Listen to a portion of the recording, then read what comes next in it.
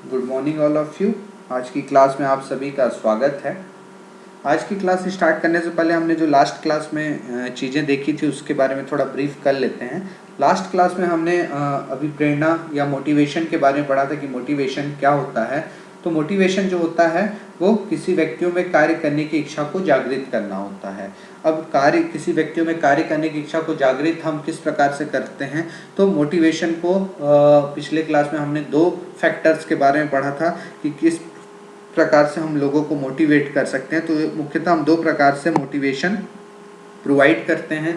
पहला होता है वित्तीय प्रेरणाओं के द्वारा, जिसे हम मॉनेटरी इंसेंटिव्स कहते हैं, और दूसरा होता है गैर वित्तीय, जिसे हम नॉन मॉनेटरी इंसेंटिव्स कहते हैं। तो मॉनेटरी इंसेंटिव्स में हम जो देखे थे उसमें था वेतन व मजदूरी, कमीशन के रूप में नगद पारिश्रमिक, बोनस, अवकाश का नकदीकरण, पेंशन, ग्रेच्युटी इत्यादि, महंगाई भत्ता एवं वेतन वृद्धि। इसके साथ हमने जो नॉन मॉनेटरी इंसेंटिव या गैर वित्तीय प्रेरणाओं में देखा था वह था कार्य सुरक्षा, कार्य संतुष्टि, पदोन्नति, कार्य की दशाएं और सहभागिता। तो इन चीज़ों के द्वारा वित्तीय प्रेरणाएं और गैर वित्तीय प्रेरणाओं की मदद से हम लोगों को कार्य करने के लिए प्रेरित करते हैं। आज की क्लास में जो हम पढ़ेंगे टॉपिक वो है टाइप्स ऑफ मोटिवेशन। मोटिवेशन के प्रकार, मतलब अभिप्रेरणा के कितने प्रकार होते हैं, इसके बारे में हम आज की क्लास में डिस्कस करेंगे। तो हम स्टार्ट करते हैं टाइप्स ऑफ मोटिवेशन या अभिप्रेरणा के प्रकार। तो अभिप्रेरणा मुख्यतः निम्नलिखित 3 प्रकार की होती है। पहला है शक्ति अभिप्रेरणा, जिसे हम कहते हैं पावर मोटिवेशन। शक्ति अभिप्रेरणा या पावर मोटिवेशन से आशय है इसमें व्यक्ति को अपने लक्ष्य की प्राप्ति के लिए शक्ति के द्वारा अभिप्रेरित किया जाता है। व्यक्ति किसी बाहरी शक्ति के दबाव में आकर अपने लक्ष्य को प्राप्त करने के लिए प्रयास करता है। तो यहाँ पे जो शक्ति अभिप्रेरणा है वह क्या होता है कि इसमें जो भी व्यक्ति होता है, जो पर्सन है, वो अपने लक्ष्य की प्राप्ति के लिए शक्ति के द्वारा अभिप्रेरित होता है, पावर के द्वारा होता है ना। मतलब किसी बाहरी शक्ति के दबाव में आकर वो अपने लक्ष्य को प्राप्त करने के लिए प्रयास करता है। दूसरा है एफिलिएशन मोटिवेशन, जिसे हम कहते हैं संबंधन अभिप्रेरणा। इसमें व्यक्ति को अपने लक्ष्य की प्राप्ति के लिए संबंधन एफिलिएशन द्वारा अभिप्रेरित किया जाता है।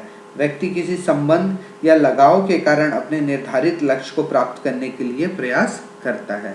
पावर मोटिवेशन, जैसे माँ बाप जो आपको मोटिवेट करते हैं, ठीक है, वो एक प्रेशर होता है आपके ऊपर, दबाव, तो ये पावर मोटिवेशन होता है। दूसरा होता है एफिलिएशन मोटिवेशन, जिसमें आप किसी लगाव से कि मुझे किसी को खुश करना है करके आप अपने लक्ष्य को प्राप्त करने के लिए काम करते हो। तीसरा है अचीवमेंट मोटिवेशन, जिसे हम कहते हैं उपलब्धि अभिप्रेरणा। इसके अंतर्गत लक्ष्य की प्राप्ति के लिए किसी उपलब्धि के द्वारा अभिप्रेरित किया जाता है। व्यक्ति किसी उपलब्धि के कारण किसी लक्ष्य को प्राप्त करने के लिए प्रयास करता है। तो यहाँ पे जो अचीवमेंट मोटिवेशन है ये उपलब्धि के आधार पर होता है, किसी की उपलब्धियों को ध्यान में रखते हुए प्रयास करना और अपने लक्ष्य को प्राप्त करने की कोशिश करना अचीवमेंट मोटिवेशन कहलाता है। इसके अलावा जो है वो है डायरेक्ट एंड इनडायरेक्ट मोटिवेशन, जिसे हम प्रत्यक्ष तथा अप्रत्यक्ष अभिप्रेरणा कहते हैं।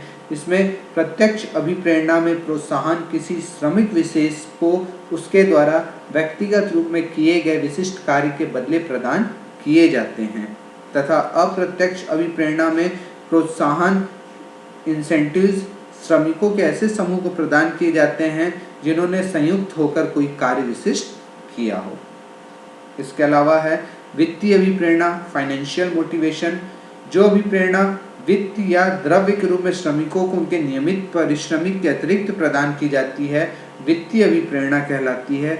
इसके अंतर्गत विभिन्न अधिलाभ, बोनस, प्रीमियम बोनस पद्धतियां आदि आती हैं।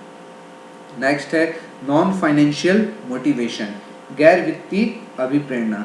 यह आवश्यक नहीं कि किसी श्रमिक को वित्तीय सहायता देकर अवश्य ही अधिक कार्य करने के लिए प्रेरित किया जा सके।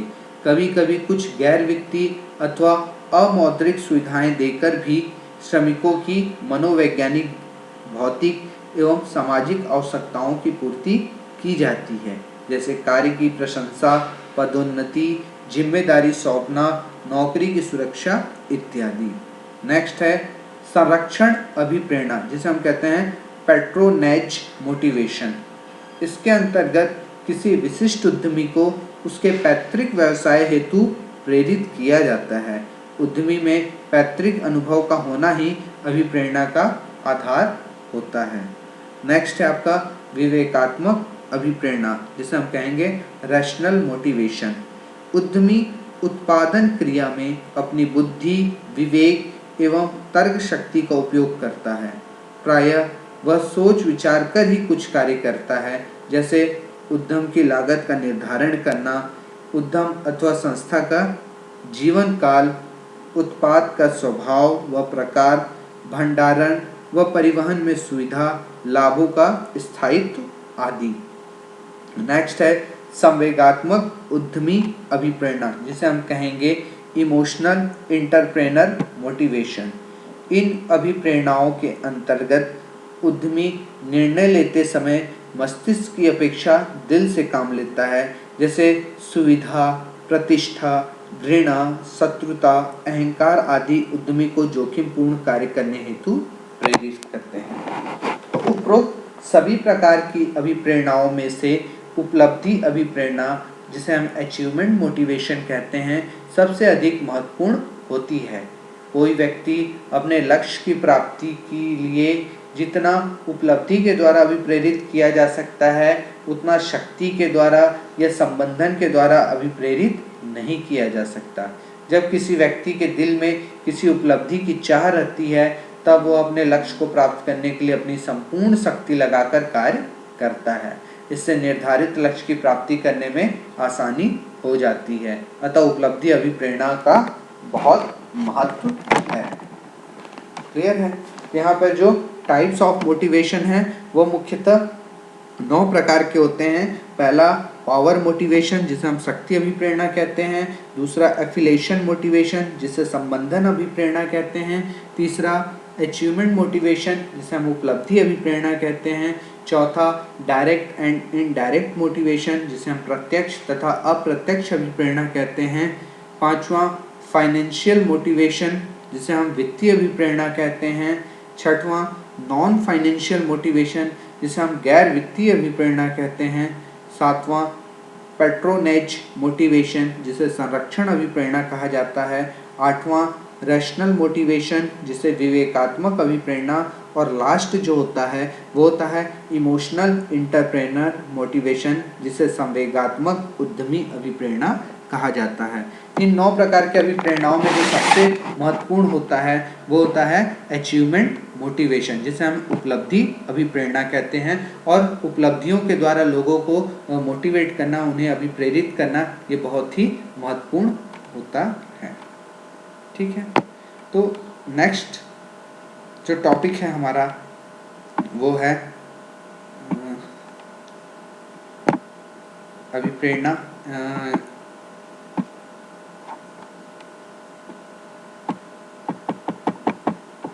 अभिप्रेरणा के बारे में है। तो यहाँ पर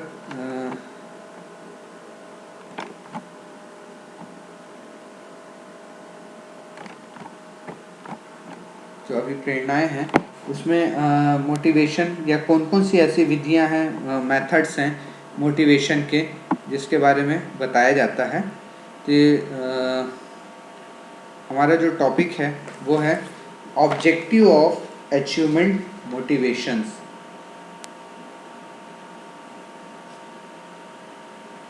मोटिवेशन अचीवमेंट के ऑब्जेक्टिव क्या हैं, उसके उद्देश्य क्या हैं।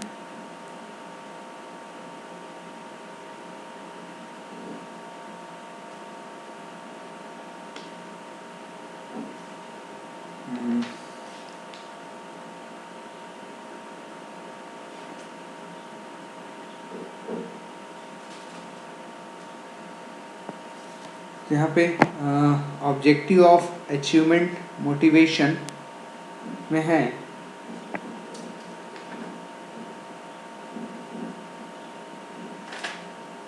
किसी भी उपक्रम की उत्पादकता में तभी वृद्धि संभव होती है जबकि वहाँ पर कार्यरत कर्मचारी स्वयं अपनी इच्छा से अधिक कार्य करने के लिए तत्पर हो। कार्य करने की क्षमता एवं कार्य करने की इच्छा दो अलग अलग बातें हैं। संभव है कि एक उपक्रम में कर्मचारी योग्य, कुशल एवं निपुण हो, अर्थात उनकी कार्य करने की क्षमता अधिक हो, परंतु यदि उनमें कार्य करने की इच्छा नहीं होगी तो उपक्रम की उत्पादकता अधिक होने के स्थान पर कम हो जाएगी। जब कर्मचारी अपनी क्षमता को उपक्रम की उन्नति के लिए प्रयोग करने को तत्पर होते हैं तभी उत्पादकता बढ़ना संभव होता है। एक व्यक्ति का समय खरीदा जा सकता है, एक दिए हुए स्थान पर उसकी दैहिक उपस्थिति को खरीदा जा सकता है, परंतु उसके उत्साह, उसकी पहल शक्ति और निष्ठा को खरीदना संभव नहीं होता। उसमें उत्साह अथवा कार्य करने को तत्पर करने हेतु हमें उसे प्रेरित करना पड़ता है। प्रबंध विज्ञान में इसे अभिप्रेरणा कहते हैं। ठीक है, मतलब जब तक आदमी स्वयं से प्रेरित नहीं होगा, अपने काम मन से इच्छाएं नहीं होंगी कि मुझे कार्य करना चाहिए, तब तक हम वो कार्य सही ढंग से नहीं करेगा। उसे मोटिवेट करना पड़ेगा। उद्यमिता का विकास करने के परिप्रेक्ष्य में उपलब्धि प्राप्त करने के लिए न केवल मौद्रिक अभिप्रेरणाएं दी जाती हैं बल्कि अमौद्रिक या भावनात्मक अभिप्रेरणाएं भी दी जाती हैं ताकि अधिक से अधिक युवक उद्यमिता को अपनाने के लिए आकर्षित हों और अपनी अपनी मानसिक, बौद्धिक, आर्थिक एवं तकनीकी क्षमता के अनुसार उद्योग व्यवसाय स्थापित करके न केवल स्वयं के लिए रोजगार और विकास के साधनों का सृजन करें बल्कि अन्य बेरोजगार युवकों को रोजगार देने तथा राष्ट्र के औद्योगिक व आर्थिक विकास में भी महत्वपूर्ण योगदान दें। अभिप्रेरणा एक ऐसी आंतरिक शक्ति है जो उद्यमी को न केवल उद्यमिता संबंधी संतुष्टि प्रदान करती है बल्कि सामाजिक प्रतिष्ठा की प्रेरणा भी प्रदान करती है। तो उपलब्धि अभिप्रेरणा के जो मुख्य उद्देश्य हैं, ऑब्जेक्टिव ऑफ अचीवमेंट मोटिवेशन, वह निम्नलिखित हैं। पहला, मेंटल प्रिपरेशन ऑफ एंटरप्रेनर, उद्यमियों को मानसिक रूप से तैयार करना अपने बिजनेस को, उद्यम को लगाने के लिए। तो मुख्य उपलब्धि अभिप्रेरणा का मुख्य उद्देश्य उद्यमियों को लक्ष्य प्राप्ति के लिए मानसिक रूप से तैयार करना होता है। किसी कार्य या उद्यम की शुरुआत सबसे पहले मानसिक रूप से होती है। पहले व्यक्ति उस कार्य के लिए अपने मन में सोचता है और सोचने के पश्चात उस कार्य को पूरा करने के लिए कदम उठाता है। यह बात तो सच है कि उद्यमियों को तरह तरह की मौद्रिक सुविधाएं, आकर्षक प्रोत्साहन देकर उद्यमिता अपनाने के लिए प्रोत्साहित किया जा सकता है, परंतु इन सब सुविधाओं व प्रोत्साहनों के बावजूद यदि उद्योग स्थापित करने हेतु उन्हें मानसिक प्रेरणा नहीं दी जाती है तो वे कदापि उद्यमिता को अपनाने के लिए आगे नहीं आएंगे। दूसरा है लक्ष्य के चुनाव में मदद करना, helping in selection of aim. हर व्यक्ति के जीवन में क्षमता, योग्यता और अपने अनुभव के अनुसार वांछित लक्ष्य का चुनाव करना सबसे महत्वपूर्ण कार्य होता है। यदि व्यक्ति अपने लक्ष्य का चुनाव सही ढंग से नहीं कर पाता तब उसे अपने जीवन में सफलता कदापि नहीं मिल पाती। अभिप्रेरणा उद्यमी को उसके लक्ष्य का चुनाव सही ढंग से करने में मदद करती है। यह उद्यमी को अपने लक्ष्य का चुनाव करने की योग्यता प्रदान करके यह कार्य करती है। तीसरा है to make efforts for attaining goal, लक्ष्य प्राप्ति के लिए प्रयास करना। यहाँ पर हर व्यक्ति के जीवन में अभिप्रेरणा का उद्देश्य उद्यमियों को उद्यम स्थापित करने के लिए उन्हें मानसिक रूप से तैयार करने, लक्ष्य के चुनाव में मदद करने के साथ साथ लक्ष्य प्राप्ति के लिए प्रयास करने के लिए भी प्रेरित करना होता है। कोई व्यक्ति या उद्यमी कितना ही अच्छा उद्यम चुन ले, जब तक वह प्रयास नहीं करेगा तब तक वह कोई उपलब्धि प्राप्त नहीं कर सकता। चौथा है उद्यमियों में धैर्य का विकास करना, to create patience in entrepreneurs. किसी उद्यम में सफलता प्राप्त करने या किन्हीं अन्य लक्ष्यों को प्राप्त करने में अनेक कठिनाइयाँ रुकावटें व बाधाएं आती हैं। यदि उद्यमी में धैर्य ना हो तो वह इन कठिनाइयों रुकावटों के कारण घबरा जाता है और कार्य को अधूरा छोड़कर बैठ जाता है या फिर कार्य को हमेशा के लिए छोड़कर बैठता है। किसी लक्ष्य की प्राप्ति के लिए धैर्य का होना अत्यंत आवश्यक होता है।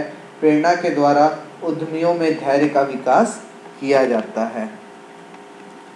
मतलब यहाँ पेशेंस आपके अंदर होना चाहिए किसी बिजनेस में। ये नहीं कि आपने बिजनेस स्टार्ट किया और तुरंत आपको प्रॉफिट हो रहा है, क्योंकि किसी बिजनेस को जमने में भी समय लगता है और जब तक आपका बिजनेस सेटल नहीं होगा तब तक आपको प्रॉफिट नहीं होगा। तो आपको धैर्य रखना पड़ेगा। नेक्स्ट है 5वां, to develop desire for achievement, उपलब्धि की चाह विकसित करना। तो जब तक उद्यमियों में कोई उपलब्धि प्राप्ति की इच्छा ना हो तब तक वह उद्यम स्थापित करने, उसको सफलतापूर्वक संचालित करने और सफलता प्राप्त करने के लिए कुछ नहीं करेगा। यहाँ तक कि उद्यम स्थापित करने के लिए उसको मानसिक रूप से तैयार करना भी मुश्किल काम हो जाएगा। इसलिए प्रेरणा के द्वारा तीव्र चाह विकसित की जाती है।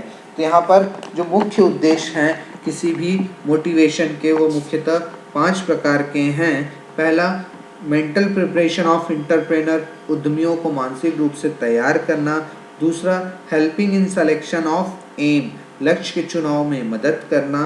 तीसरा है to make effort for attaining goal, लक्ष्य प्राप्ति के लिए प्रयास करना। चौथा है to create patience in entrepreneurs, उद्यमियों में धैर्य का विकास करना। पांचवा है उपलब्धि की चाह विकसित करना, to develop desire for achievement. ये 5 जो मुख्य उद्देश्य हैं उपलब्धि अभिप्रेरणा के, जो किसी भी एंटरप्रेन्योर या न्यू बिजनेसमैन या न्यू स्टार्टअप कॉमर्स में डेवलप करने की कोशिश की जाती है, ताकि वो अभिप्रेरित होकर, मोटिवेट होकर अपने एंटरप्रेन्योरशिप को, अपने उद्यमिता को आगे बढ़ा सकें। तो आज की क्लास में इतना ही। होप सो आपको आज की क्लास समझ में आई होगी। यदि किसी प्रकार का कोई प्रॉब्लम है तो आप मुझसे कांटेक्ट कर सकते हैं। आज के लिए इतना ही। Thank you so much.